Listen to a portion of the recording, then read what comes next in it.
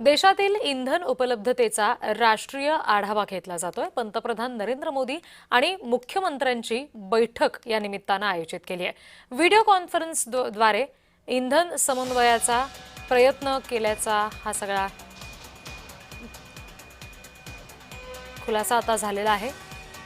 पंतप्रधान नरेंद्र मोदी आणि मुख्यमंत्र्यांची व्हिडिओ कॉन्फरन्सिंगद्वारे ही बैठक झाली।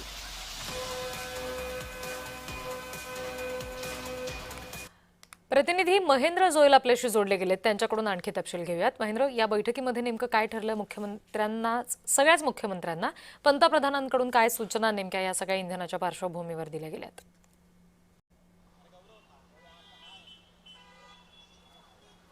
नक्कीच रिधी, आज देशाचे पंतप्रधान नरेंद्र मोदी यांनी जी आहे ती एक बैठक घेतली होती। या बैठकीत देशातील जे राज्य आहेत त्या राज्यातील सर्व मुख्यमंत्री त्यांना या बैठकीत जे ते व्हिडिओ कॉन्फरन्सद्वारे ते मार्गदर्शन केलं आणि यामध्ये जे 5 राज्य आहेत त्यातील मुख्यमंत्री या बैठकीत होते, कारण त्या ठिकाणी निवडणूक आहेत आणि आचारसंहितेमुळे त्या मुख्यमंत्र्यांनी या बैठकीत सहभागी करता आलं नाही।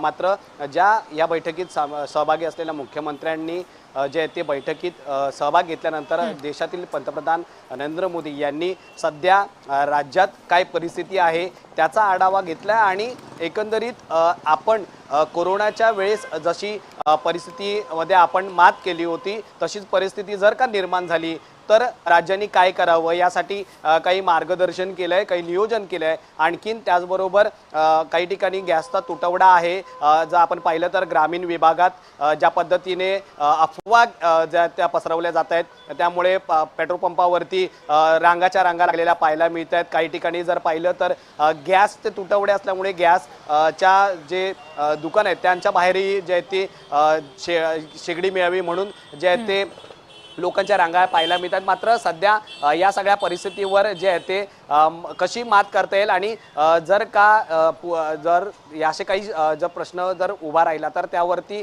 काय तोडगा काढता येईल असं जे आहे ते सगळं मार्गदर्शन मुख्यमंत्र्यांना जे ते पंतप्रधानांनी केलं आणि काही राज्याच्या मुख्यमंत्र्यांनी जर काही परिस्थिती अशी आली तर काय नियोजन करता येईल आणि केंद्राकडून काही मदत करता येईल का यावरही सर्व मुख्यमंत्र्यांनी जे आहे ते या सगळ्या बैठकीत पंतप्रधान नरेंद्र मोदी यांना जे आहे ते विचारलं गेलं आणि त्याचबरोबर या बैठकीला देशाचे गृहमंत्री अमित शाह, जे संरक्षण मंत्री राजनाथ सिंग हेही या बैठकीला उपस्थित होते। एकंदरीत आजच्या बैठकीत अजून काय ही परिस्थिती पुढे कशी असेल या संदर्भातही ज्या चर्चा झाल्या त्या चर्चा अद्यापही ज्या त्या पुढे आल्या नसल्या तरी मात्र कोरोनासारखी परिस्थिती किंवा ज्या अफवा पसरवल्या जातात त्या अफवा पसरवू नये आणि जर काय कोणी अफवा पसरवत असेल त्यांच्यावर कायदेशीर कारवाई आणि त्याच्यामुळे आता पंतप्रधानांनी दिलेल्या सूचनांचं पालन सुद्धा संबंधित राज्यांमध्ये होईल अशीच अपेक्षा ठेवायला हवी। महेंद्र, तुम्ही आमच्याशी असेच जोडलेले राहा।